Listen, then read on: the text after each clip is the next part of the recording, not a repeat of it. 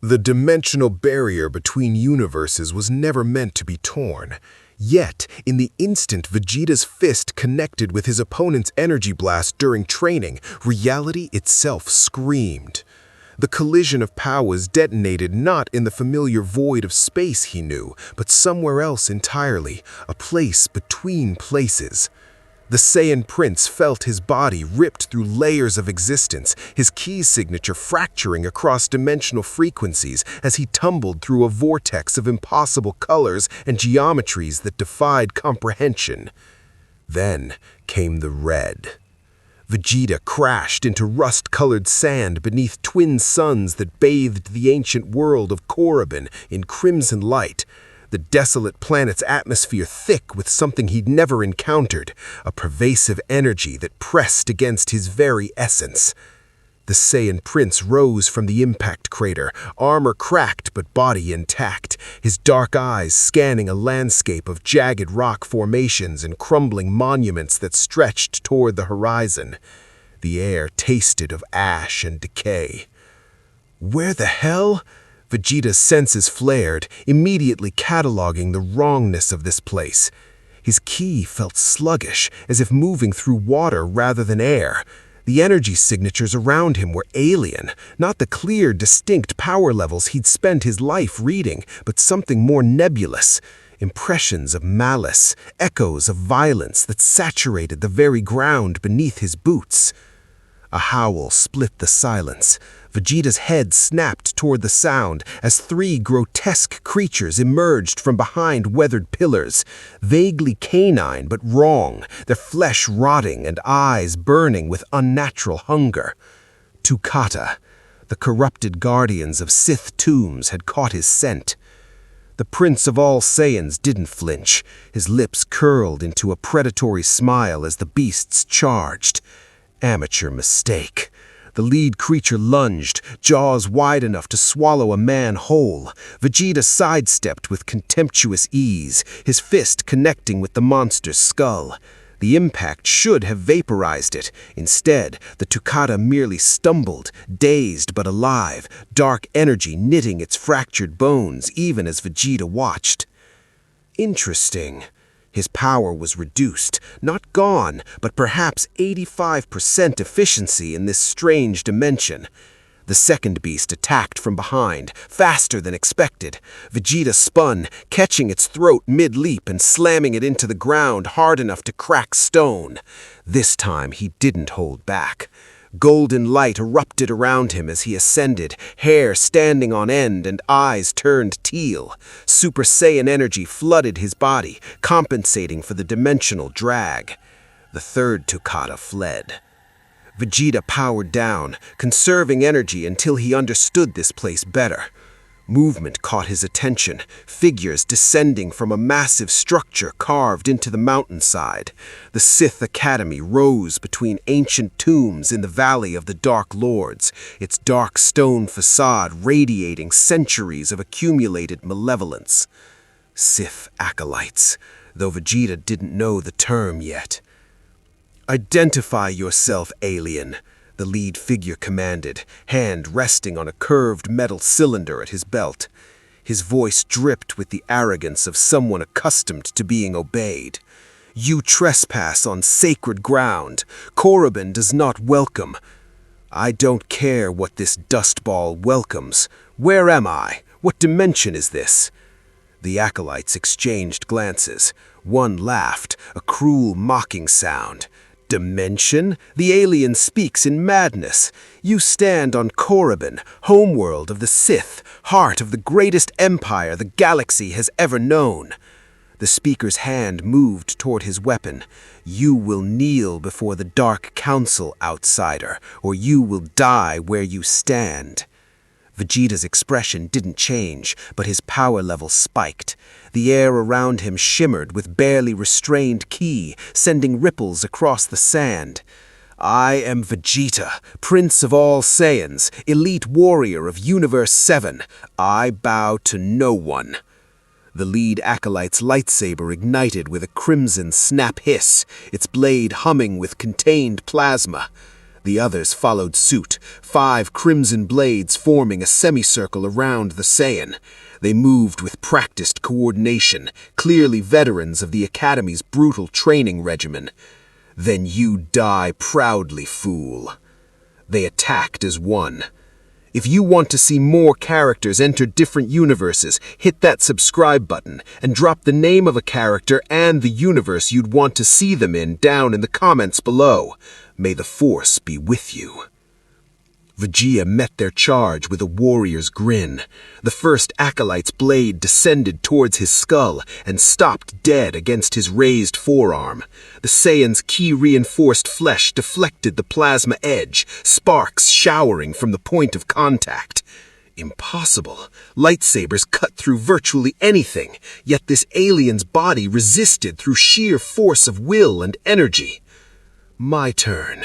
His backhand sent the lead acolyte flying 30 meters, body tumbling across sand before crashing into a stone monument.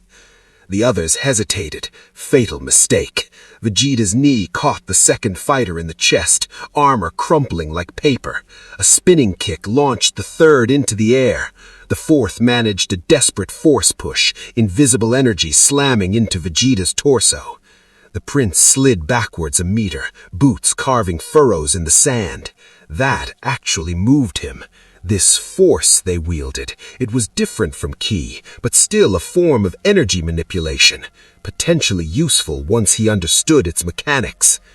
The surviving acolytes regrouped, fear now mingling with their hatred. Above them, dozens more figures emerged from the Academy's entrance, drawn by the commotion. Red blades ignited like malevolent stars across Korriban's crimson sky.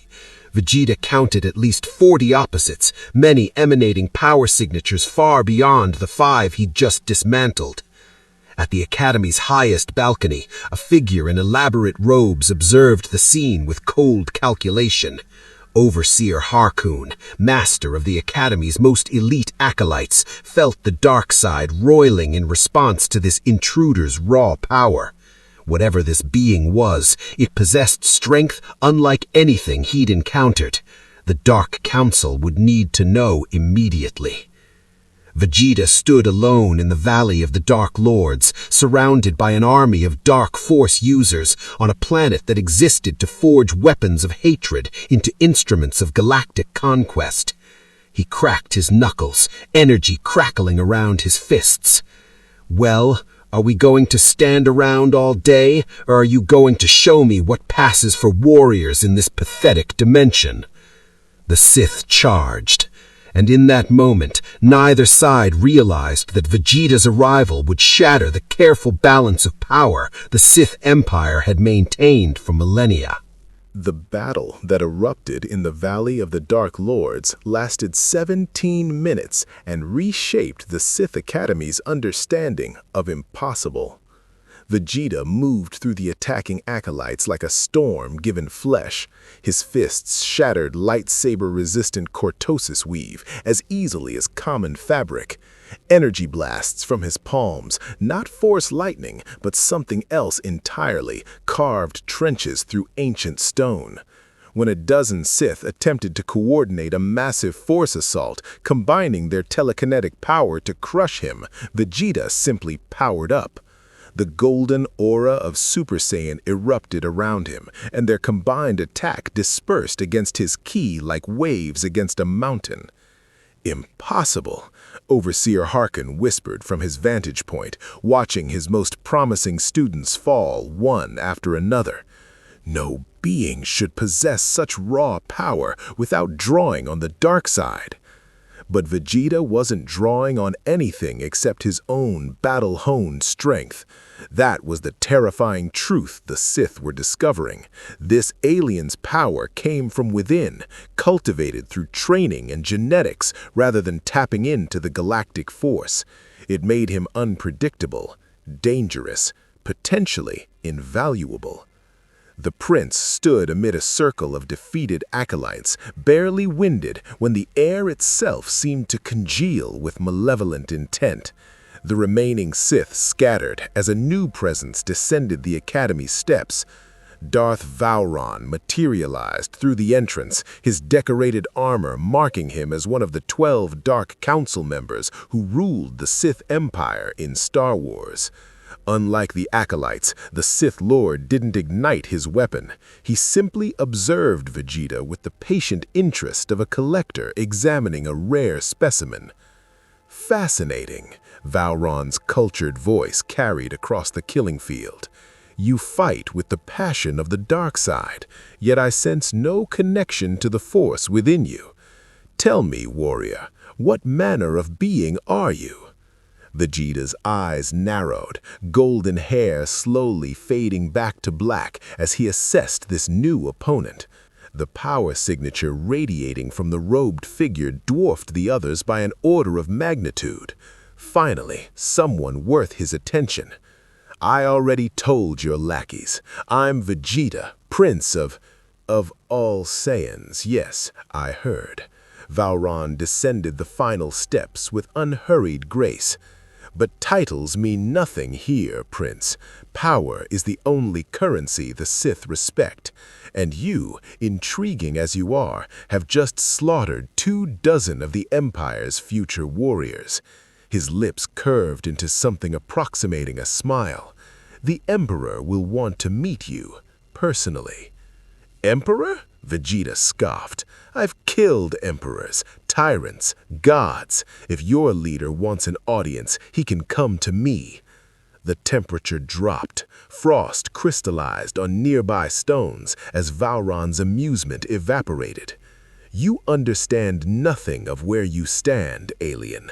The Sith Empire spans thousands of star systems. Our fleet numbers in the tens of thousands, and the Emperor, his voice lowered reverently, is immortal, eternal, a being who has transcended death itself through mastery of the dark side. Vegeta's interest peaked despite himself. Immortality through power cultivation? That aligned uncomfortably close to some of Universe 7's most dangerous beings. This Emperor, how strong is he? Strong enough to consume entire planets through the Force, strong enough to bind the spirits of billions to his will. He extended a hand, not in attack, but in invitation. Come willingly to Dromund Kaas, our capital. Demonstrate your abilities before the Dark Council. If you prove worthy, the Empire has use for warriors of your caliber. If not, well, even legends can die. And if I refuse, then we bring you in chains or in pieces. Vowron's hand finally moved to his lightsaber. Choose wisely, Prince. Before Vegeta could respond, the sky darkened, not from natural clouds, but from the underbellies of descending warships. Harrower-class dreadnoughts broke through Korriban's atmosphere, their massive forms blotting out the twin suns as boarding craft launched like metallic insects. Within minutes, the Valley of the Dark Lords was surrounded by hundreds of Sith soldiers, their crimson armor gleaming in the dying light. Vegeta's tactical mind assessed the situation with warrior's clarity. He was diminished here, not crippled, but operating below optimal capacity. His ki reserves would eventually deplete if forced into extended combat, and he understood nothing about this dimension's technology or power systems. The smart play was reconnaissance. Learn the rules before breaking them. Fine, he said, each word tasting like defeat. I'll meet your Emperor. But understand this, Sith. I'm nobody's weapon. Nobody's a slave. The moment someone tries to control me, this entire empire burns. Vowron's smile returned, sharper now. Oh, I suspect you'll find the dark side far more seductive than you imagine, Prince. Many have entered our service swearing independence. Few maintain it once they taste true power. The journey to Dromund Kaas took 3 standard days aboard Vowron's personal dreadnought. Vegeta spent the time confined to quarters, not imprisoned, but protected, as the Sith Lord diplomatically phrased it. Through the view screen, he witnessed wonders that simultaneously impressed and disgusted him. The scale of this empire's technology dwarfed anything on Earth. Ships capable of crossing star systems in hours, weapons that could glass entire planets.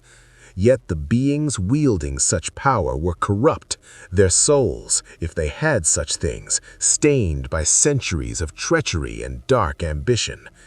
He learned about the Force through observation and interrogation of the nervous guards stationed outside his quarters.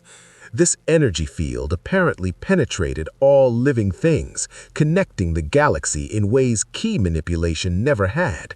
Light side, dark side, balance, philosophy masquerading as a power structure. Vegeta found it needlessly complicated. Power was power. The strong survived, the weak perished. Everything else was just words. But the Force itself intrigued him. When he meditated, a practice Whis had drilled him in during Ultra Instinct training, Vegeta could feel something vast surrounding him. Not key signatures, but impressions of intent scattered across impossible distances. Anger from one direction, fear of another, determination, hunger, love. The emotional resonance of billions of lives pressed against his consciousness like a psychic ocean. Perhaps this Force energy could supplement his ki, restore him to full power despite the dimensional interference. The possibility gnawed at his pride. Vegeta had spent his entire existence perfecting his own strength, refusing to rely on shortcuts or borrowed power. But if this galaxy operated under different rules, adaptation wasn't weakness, it was survival. Drummond Koss appeared through the storm-racked atmosphere like a monument to controlled malevolence, a planet perpetually shrouded in lightning storms, its capital city a sprawling testament to Sith architectural grandeur and excess. Spires of dark stone rose kilometers into the turbulent sky, connected by bridges that seemed structurally impossible. At the city's heart, dwarfing everything, stood the Citadel, fortress, palace, and seat of absolute power. Vowron led Vegeta through corridors lined with statues of ancient Sith lords, their stone faces twisted in expressions of eternal fury. They passed training chambers where acolytes dueled with lethal intent, meditation cells where darkness seemed to pool like liquid shadow, and war rooms where holographic star maps displayed the Empire's vast territorial holdings. Finally, they reached the Chamber of the Dark Council. 12 thrones arranged in a circle, each occupied by a being whose power signature made Overseer Harkin seem like a candle before a star. Darth Mar, his body encased in distinctive armor. Darth Ravage, practically vibrating with barely contained violence. Darth Mortis, studying Vegeta with cold calculation. And others, each a master of the dark side, each capable of toppling governments through sheer force of will. But the center throne remained empty. "Kneel before the Dark Council," Darth Mar commanded, his voice electronically modulated through his mask. "I don't kneel," Vegeta crossed his arms. "Bold," Darth Ravage hissed, leaning forward eagerly. "Let me teach this alien humility, a demonstration of the dark side's supremacy." "You may try," Vegeta interrupted, meeting the Sith's gaze without flinching, "but I've killed stronger beings than you." The Emperor's fortress existed in a dimension adjacent to reality itself, a construct maintained through dark side rituals that had consumed thousands of Sith sorcerers over centuries. Vegeta felt the transition as they passed through the Citadel's deepest levels, descending into chambers where the Force grew so dense it became almost tangible. The stone walls here weren't carved but grown, shaped by malevolent will into organic patterns that seemed to breathe with malicious life. Darth Mar accompanied him personally, the armored council member serving as both guide and warden. "The Emperor does not grant audiences lightly," Mar explained as they walked. Most who enter his presence emerge changed, broken, or they don't emerge at all. Is that supposed to frighten me? Vegeta's tone carried genuine curiosity rather than bravado. I've faced beings who could erase galaxies with a thought. Your emperor will need to do better than parlor tricks and atmosphere. Then you are either supremely confident or catastrophically ignorant. Mar paused before massive doors inscribed with Sith runes that pulsed like diseased heartbeats. For your sake, Prince, I hope it's the former. The Empire needs warriors. We are perpetually at war with the Republic, locked in a struggle that has consumed millennia. Your power, properly directed, could turn the tide decisively in our favor. Vegeta studied the Sith Lord with renewed interest. You're offering me a position in your military? I'm offering you purpose. The Jedi preach peace and stagnation. The Republic drowns in bureaucracy and weakness. But the Sith, we embrace strength, evolution through conflict, power earned through victory. His masked head tilted slightly. Is that not what you Saiyans valued? Combat as the ultimate expression of existence? The accuracy of the statement caught Vegeta off guard. These Sith understood warrior philosophy better than most beings he'd encountered. Perhaps there was merit to their darkness, beyond simple corruption. The strong dominating the weak wasn't evil, it was natural order. The hierarchy of power that governed every functioning civilization in Universe 7. But betrayal was also natural to the Sith, he'd learned. Apprentices murdering masters, lords assassinating rivals. An empire built on treachery could never be truly strong, only temporarily powerful until the next ambitious knife found its mark. The doors opened without physical contact, drawn apart by invisible force manipulation. Beyond lay a throne room that defied geometric logic, angles that couldn't exist, dimensions that folded in on themselves, and at the center, elevated on a dais that seemed infinitely distant and intimately close simultaneously, sat the Emperor. Darth Vidiate's physical form was merely a shell, a vessel housing consciousness that had endured for over a millennium through ritual consumption of entire planets, Star Wars. His eyes burned with sickly yellow light, and the air around him distorted as if reality rejected his presence. When those eyes focused on Vegeta, the Saiyan felt pressure unlike anything he'd experienced, not physical force, but the weight of a will that had broken civilizations. Vegeta, Prince of a dead race, the Emperor's voice resonated from everywhere and nowhere. You stand before me diminished. Your power leaks through dimensional cracks like water through broken stone, yet you do not kneel. Interesting. Vegeta's hands clenched into fists. How do you know about the Saiyans? I have consumed the memories of 10 billion souls. I have peered across dimensional barriers into realities beyond counting. Your universe is known to me, warrior, as is your potential. The Emperor rose from his throne, and space itself seemed to contract around him. You seek to restore your strength in this galaxy, to adapt your key manipulation to our dimensional frequency. I can teach you this. The dark side can amplify what you already possess, merge your Saiyan heritage with force mastery into something unprecedented. The offer hung in the air like poisoned honey. Vegeta felt the truth of it. This being possessed knowledge that could elevate him beyond his current limitations, merge ki with the Force, achieve power he'd never imagined possible. All he had to do was submit, serve, become another weapon in the Empire's eternal arsenal.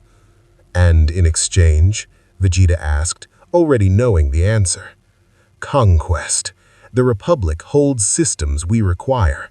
The Jedi Order harbors secrets I would possess. You will serve as my instrument of annihilation, Prince. You will break their fleets, shatter their worlds, and bring me the heads of their greatest champions. The Emperor's form flickered, suddenly standing directly before Vegeta despite not having moved. Is this not what you were bred for? Destruction in service to a greater power. Memories flooded back unbidden. Frieza's commands, missions to purge entire civilizations. The Saiyan race engineered as living weapons, pointed at targets by those who considered themselves superior. Vegeta had spent years breaking free from that identity, forging his own path, proving his worth beyond programmed genocide. And this decrepit corpse thought he'd willingly return to that existence? "I was bred to be a weapon," Vegeta said quietly, his power level beginning to rise despite the dimensional interference. "But I am a prince, a warrior who fights for his own honor, not someone else's ambition. Your offer is refused." The temperature plummeted. Frost crystallized on the throne room's organic walls as the Emperor's amusement curdled into something colder. "You dare refuse me in my own sanctum? I've refused gods, Emperor. You're just another tyrant with delusions of grandeur." Golden light began crackling around Vegeta's form as he prepared to ascend. "If you want to test yourself against a Saiyan, I'm right here, but I fight on my terms, not yours." For a moment that stretched into eternity, the Emperor simply stared. Then his laughter echoed through impossible dimensions, a sound of genuine surprise mixed with dark anticipation. "Magnificent. Yes, you will serve me, Prince, but first you must be broken, reforged, taught the price of defiance." The attack came without warning, not physical force, but pure dark-side energy, concentrated into a spear of malevolence that punched through Vegeta's key defenses like they were paper. The Saiyan scream tore from his throat as agony unlike anything he'd experienced flooded his nervous system. Not pain from injury, but spiritual violation. The Emperor's will attempting to invade his mind, shatter his sense of self, reduce him to a puppet wearing Vegeta's face. Mar stepped back, knowing better than to interfere. This was the Emperor's method. Break the strong, then rebuild them in his image. It had worked on countless Jedi who'd fallen to the dark side. It had worked on entire species who'd resisted Sith dominion. It would work on this alien prince. But Vegeta was no ordinary being. Years of mental training under Whis, battles against mind controllers and reality warpers, the sheer stubborn pride of a Saiyan elite who had faced erasure by Beerus himself and refused to submit. The subdant stubbornness of a Saiyan elite who had faced erasure by Beerus himself and refused to submit. The subdant stubbornness of a Saiyan elite who had faced erasure by Beerus himself and refused to submit. The subdant stubbornness of a Saiyan elite who had faced erasure by Beerus himself and refused to submit. The subdant stubbornness of a Saiyan elite who had faced erasure by Beerus himself and refused to submit. The subdant stubbornness of a Saiyan elite who had faced erasure by Beerus himself and refused to submit. The subdant stubbornness of a Saiyan elite who had faced erasure by Beerus himself and refused to submit. The subdant stubbornness of a Saiyan elite who had faced erasure by Beerus himself and refused to submit.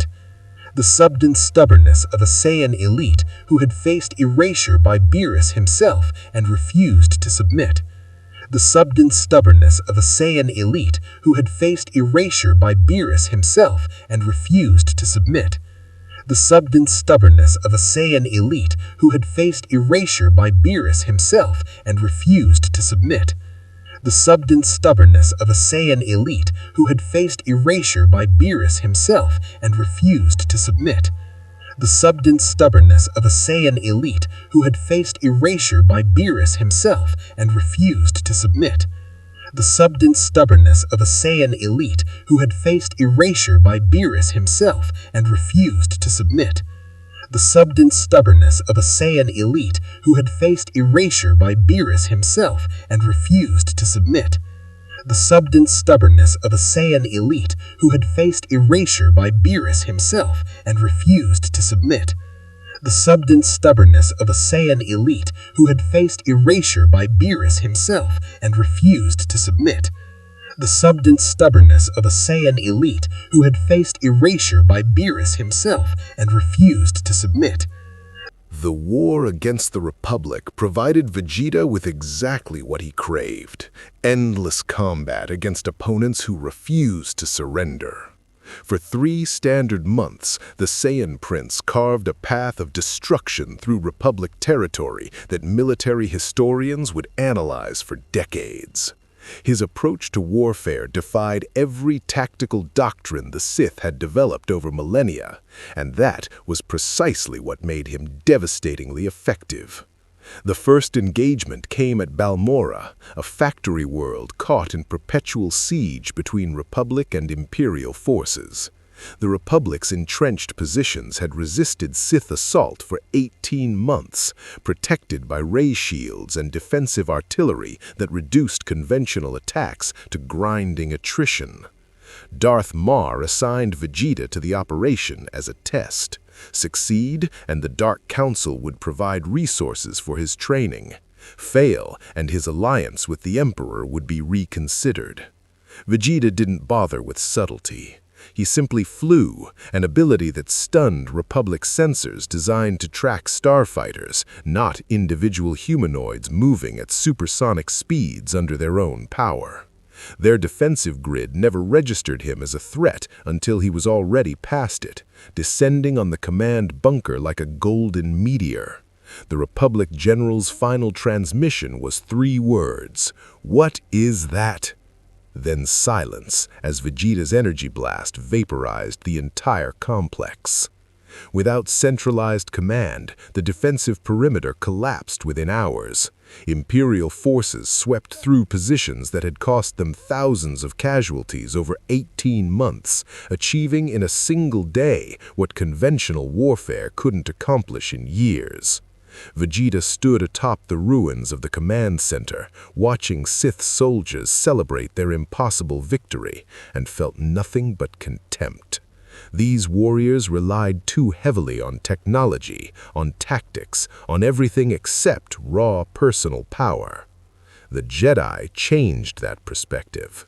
She arrived 3 days later, a Jedi Knight named Aaron Lanier, dispatched specifically to investigate reports of an unstoppable Imperial superweapon. Vegeta was meditating in the conquered governor's palace when he felt her presence, that distinctive light-side signature cutting through the ambient darkness like a blade. Finally, someone worth fighting.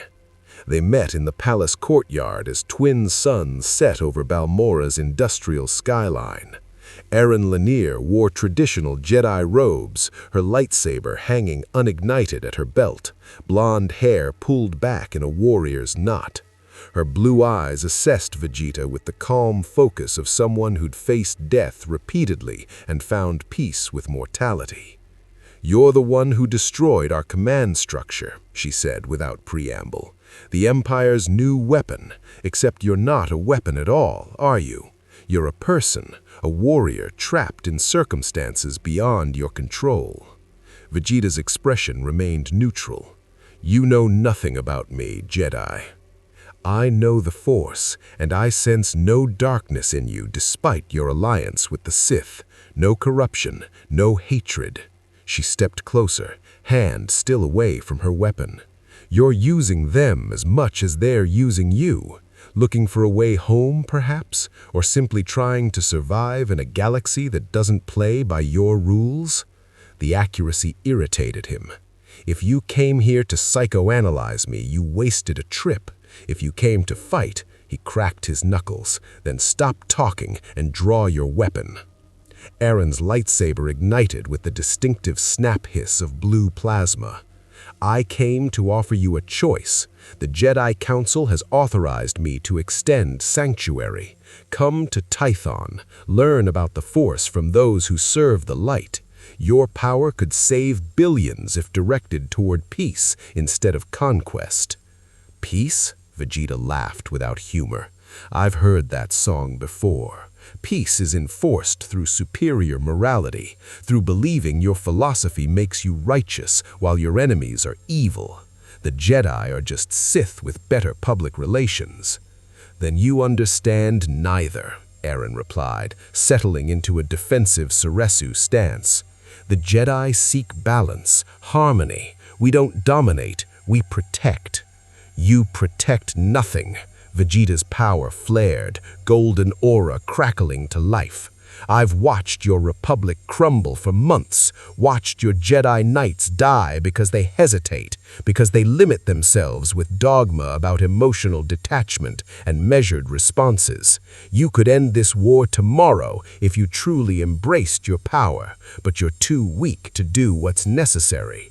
The words struck deeper than any physical blow could.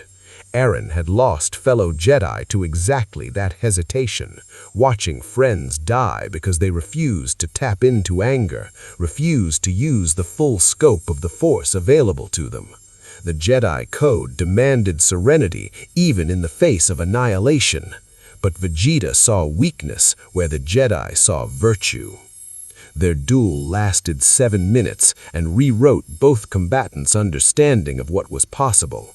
Eren moved with the fluid grace of a master lightsaber duelist, her blade weaving defensive patterns that had deflected blaster bolts from a dozen angles simultaneously.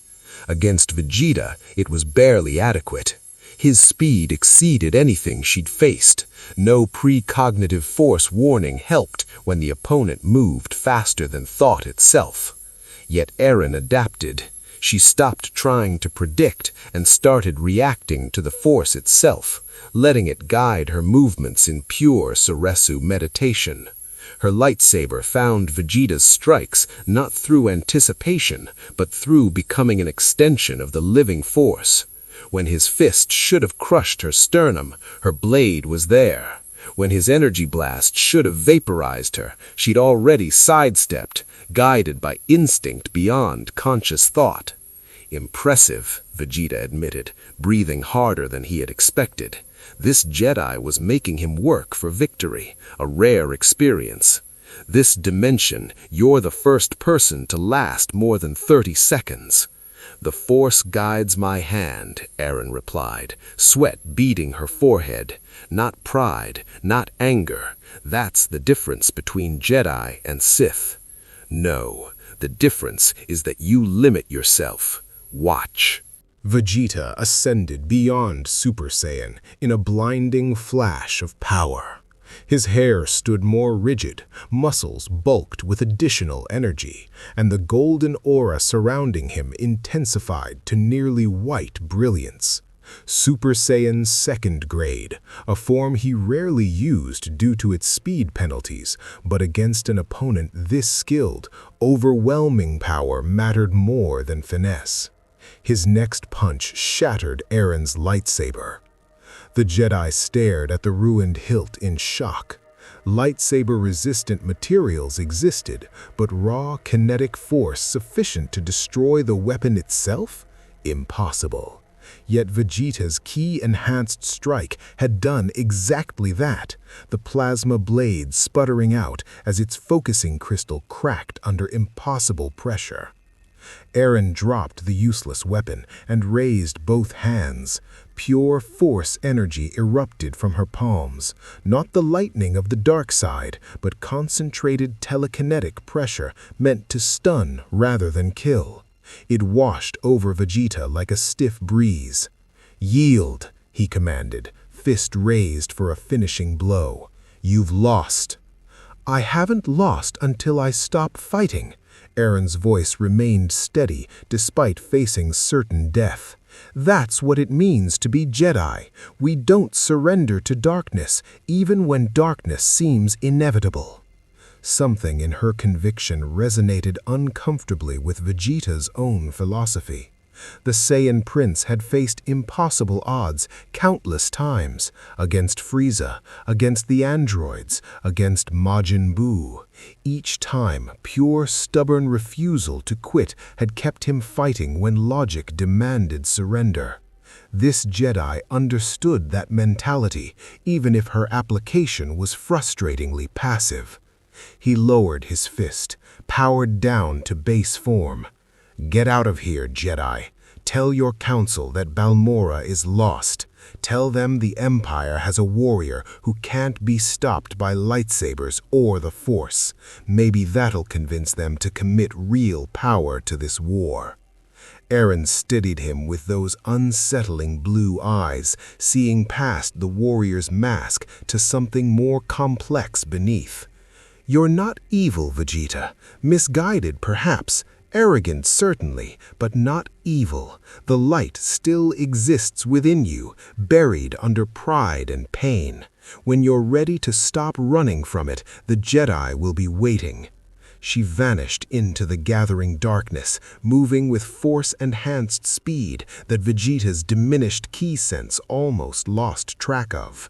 He stood alone in the courtyard, fists still clenched, mind churning with unwelcome thoughts. The Jedi's words haunted him for days afterward. Not evil, as if that mattered, as if morality determined strength rather than the other way around. Vegeta had long ago accepted that he was what circumstances had forged, a warrior whose hands were stained with genocide, whose pride had doomed his entire race through Frieza's paranoia. Redemption wasn't possible for someone like him. Only victory mattered, only proving himself the strongest. But alone in his quarters aboard Mars' flagship, Vegeta found himself meditating not on ki cultivation, but on the Force itself, reaching out tentatively toward that vast energy field that connected all living things. When he touched the darkness, the Sith pathway of passion and rage, it felt powerful, seductive, easy to grasp and wield like a weapon. When he touched the light, the Jedi path of serenity and harmony, it felt like Bulma's hand in his, like Trunks' training sessions, like the quiet moments on Earth when he wasn't fighting or training, just existing. Those moments he'd spent years dismissing as weakness. The realization terrified him more than any enemy ever had. Darth Mar found him there, still meditating when the next mission briefing arrived. "The Emperor is pleased with your progress," the Sith Lord announced. "He has authorized advanced training. You will learn to channel the Force through your ki pathways, merging both energy sources into unified power." "And the price?" Vegeta asked, eyes still closed. "Continued service. There's a Republic fleet staging near Corellia. The Emperor wants them eliminated before they can reinforce Coruscant. Your methods are effective, brutal but effective." Vegeta opened his eyes, and in that moment he faced a choice that would define his existence in this dimension. Continue down the Sith path, embrace the darkness, gain power, become everything he'd once been under Frieza, or reject the Emperor's offer, forge his own way forward, and risk remaining diminished in this alien galaxy forever. The Saiyan Prince stood, decision crystallizing with warrior certainty. "Tell the Emperor I'll destroy his fleet, but after Corellia, I choose my own path. No more missions, no more alliances. I'll master this Force on my own terms, or not at all." Mar's posture stiffened. The Emperor does not accept ultimatums. Then the Emperor can come enforce his will personally. Vegeta's power flared, rattling the bulkheads. "I've fought gods, Sith Lord. Your master bleeds just like everything else." The confrontation hung balanced on a knife's edge. Then Mar did something unexpected. He actually laughed, the sound strange through his mask's modulation. "You really don't fear death, do you, Prince? I've died before. It didn't stick." The Battle of Corellia became legend not for its outcome, but for what it revealed about the galaxy's precarious balance of power. Vegeta arrived at the Republic's staging area alone, rejecting the Imperial fleet support Mar had offered. The Republic's 7th Battle Group consisted of 43 warships, including the flagship Valorous, a Valor-class cruiser bristling with turbo-laser batteries and carrying 2 full squadrons of Republic starfighters. Standard Imperial doctrine would have required 3 dreadnoughts and multiple fighter wings to engage such a force. Vegeta required only himself. The Republic Admiral never understood what destroyed his fleet. Sensors registered a single humanoid signature approaching at impossible velocity. Then proximity alarms screamed warnings as energy readings spiked beyond measurement scales. Vegeta didn't bother with subtlety or strategy. He simply unleashed a Gallic gun at point-blank range into the Valorous's bridge section. The purple beam of concentrated ki punched through ray shields like they were soap bubbles, through meters-thick Durasteel armor, through internal bulkheads and reactor shielding, emerging from the opposite side of the cruiser before detonating in space. The flagship broke apart in a cascading series of explosions as catastrophic hull breaches vented atmosphere and crew into vacuum. Vegeta moved to the next target. Starfighters swarmed him, dozens of Republic pilots desperately trying to neutralize a threat their training had never prepared them for. Energy blasts from his hands swatted fighters from the sky like insects. When a brave pilot managed a torpedo lock, Vegeta caught the projectile mid-flight and hurled it back at its launcher. The explosion consumed 3 fighters in an expanding fireball. But even as he decimated the Republic force with methodical efficiency, Vegeta felt the wrongness of it. These weren't warriors seeking honorable combat, they were soldiers following orders, protecting their homes from an empire that would enslave or exterminate them. The distinction had never mattered before. Under Frieza, targets were targets, lives were numbers on mission reports. Yet the Jedi's words echoed, "Not evil. The light still exists within you." A Republic transport attempted to flee, engines burning at maximum as it tried to reach hyperspace before Vegeta could target it. Through the Force, still unfamiliar but growing clearer with each passing day, he sensed the ship's contents.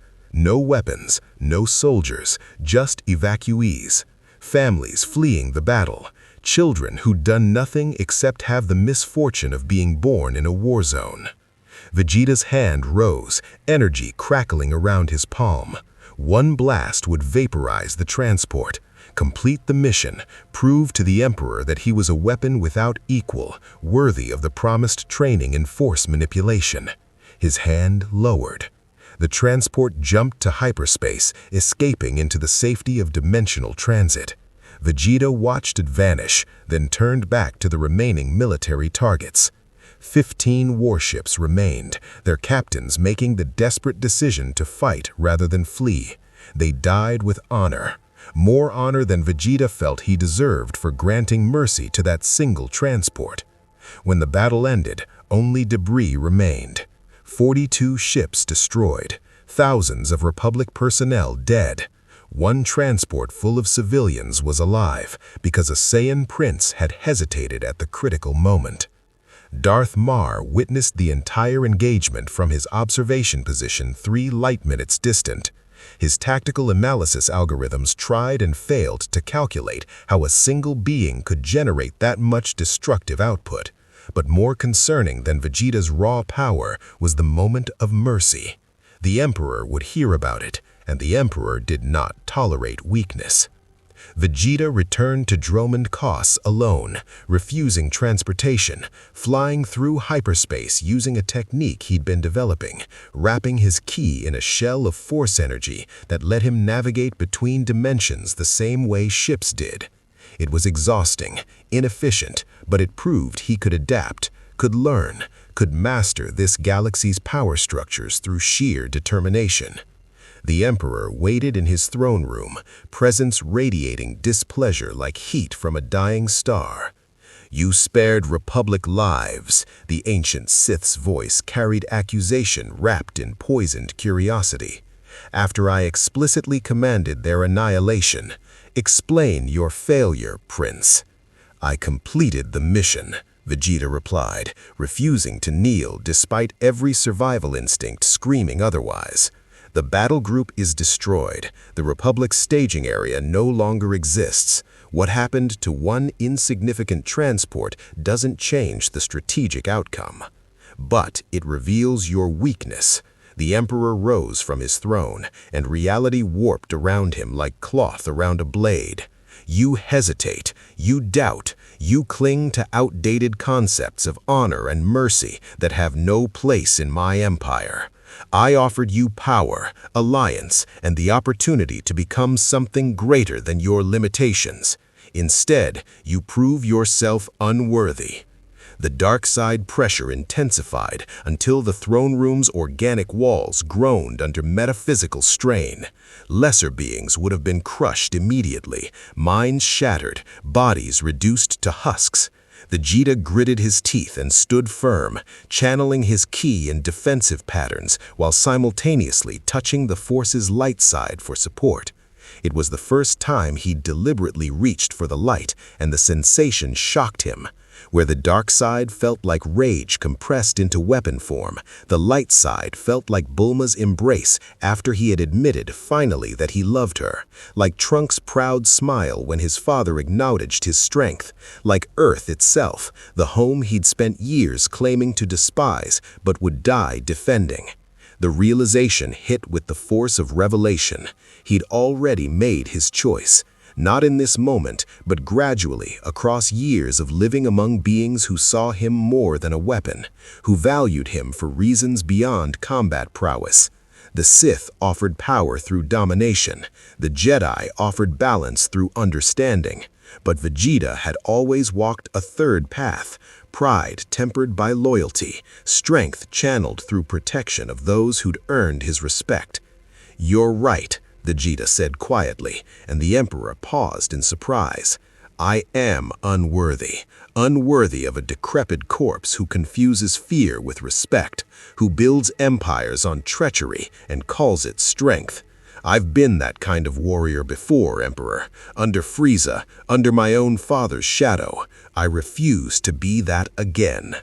Golden light erupted as Vegeta ascended, but this time something was different. The Force resonated with his ki in ways it hadn't before, light and dark energy swirling around the Super Saiyan aura in unprecedented fusion. His power, which had been diminished since arriving in this dimension, suddenly surged as two universal energy systems synchronized. The Emperor's eyes widened fractionally, the first genuine surprise Vegeta had witnessed from the ancient being. "Impossible. You're merging ki cultivation with force channeling, without training, without guidance, simply through will and instinct." "I'm a Saiyan," Vegeta replied, power still rising. "We adapt or we die, and I've died enough for one lifetime." The Emperor attacked with the full weight of his accumulated centuries, dark side energy concentrated into annihilation itself. Vegeta met it with a final flash enhanced by force energy, purple ki beam colliding with darkness in an explosion that cracked the throne room's foundation. For 17 seconds, two incompatible power systems ground against each other in a stalemate that should have been impossible. Then, Vegeta pushed harder. The final flash broke through, slamming into the Emperor's physical form and vaporizing it in golden-purple brilliance. But Vegeta had studied enough about Sith immortality to know that destroying one body meant nothing. The Emperor's consciousness existed across multiple vessels, scattered throughout the Empire in clone bodies and possessed hosts.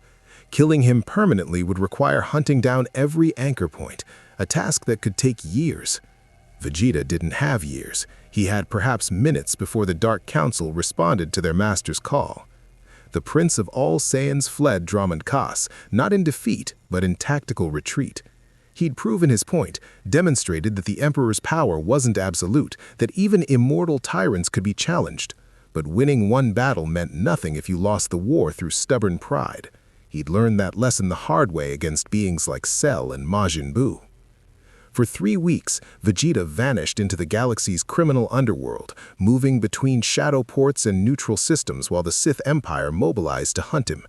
He used the time to train, pushing his key force hybrid abilities to new heights, learning to sense life across star systems, to move objects without touching them, to enhance his already formidable speed and strength with force augmentation.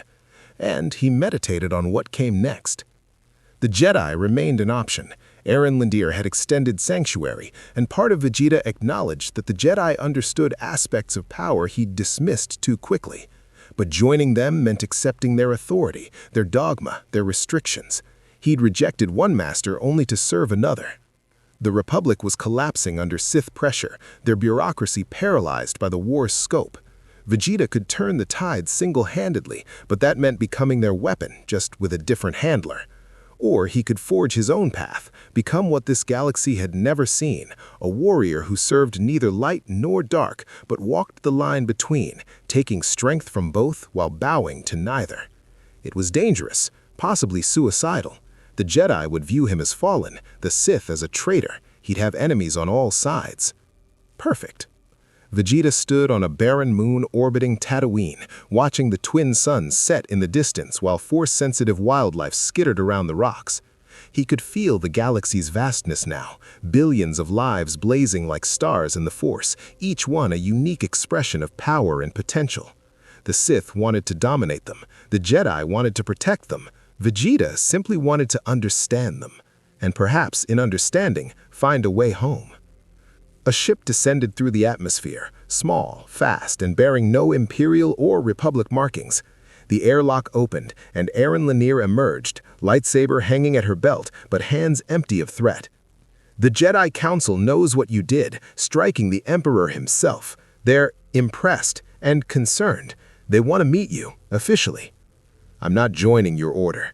I know, but there's a difference between joining and cooperating. Aaron approached cautiously. The galaxy needs warriors like you, Vegeta, beings strong enough to stand between the darkness and everything it would consume. You proved you're capable of mercy, of choosing principle over expedience. That's rare, especially among those with your kind of power. Vegeta studied the Jedi Knight with renewed respect. She'd tracked him across half the galaxy, risked Sith interception all to extend an offer she knew he'd probably refuse. That took courage, conviction, the same stubborn determination he recognized in himself. I'll meet with your council, but I make no promises. I walk my own path, Jedi. If that aligns with yours temporarily, fine, but the moment anyone tries to control me, you'll burn the galaxy down trying to escape. Yes, I understand. Aaron smiled slightly. You're not as complicated as you think, Prince. You just want respect, recognition, the freedom to choose your own destiny instead of having it dictated by beings who claim superiority. Is that so wrong? No, actually, it's very Jedi. We just use different words for it. As Vegeta embarked her ship, leaving the barren moon behind, he felt the Force ripple with possibility. The war between Republic and Empire would continue. The Emperor would hunt him relentlessly. The dark side would always whisper promises of easy power. But for the first time since crashing on Korriban's red sands, Vegeta felt like he controlled his own fate. The Saiyan Prince had challenged an empire and survived. Now came the harder part, proving he deserved to. The legends speak of him still, the golden warrior who fell from the stars and refused to kneel. Some call him the Emperor's greatest failure. Others whisper he was the beginning of the Empire's end, the crack in Vitiate's immortal foundation that would eventually spread until the entire structure collapsed. The Jedi remember him as the warrior who walked between light and dark without falling to either, proof that power and principle weren't mutually exclusive. Vegeta himself cared nothing for legends. He trained with the Jedi when their philosophy aligned with his goals. He fought the Sith when their tyranny offended his warrior's pride. He defended Republic worlds not out of loyalty, but because the beings there had earned his protection through their courage in facing impossible odds. And slowly, painfully, he learned to merge his Saiyan heritage with the Force itself, creating a fighting style unique in galactic history. The Emperor's hunt never ended. Darth Maul pursued him with relentless determination born of respect. Aaron Lanier became his unlikely ally, then friend, then something approaching equal, a warrior relationship forged through mutual recognition of shared principles. And deep in meditation, when Vegeta reached through the Force toward the dimensional barriers between universes, he sometimes felt echoes of home. Bulma's voice, Trunks' power signature, Earth itself calling to him across impossible distance. The way back existed somewhere in the intersection of Ki and Force, technology and mysticism. He would find it. But not yet. This galaxy still had lessons to teach the Prince of All Saiyans about power, about sacrifice, about what it truly meant to be strong. The Sith Empire would learn to fear his name, the Jedi would learn to trust his word, and the Force itself would adapt to accommodate a warrior who refused to be defined by anyone's expectations except his own. Vegeta stood at the edge of dawn, watching new possibilities unfold before him. The war raged on, darkness threatened everything. But somewhere in the chaos, a Saiyan Prince had found something he'd spent his entire existence seeking. Not supremacy over others, but mastery over himself. And in this galaxy far, far away, that made all the difference. May the Force be with you. More stories await.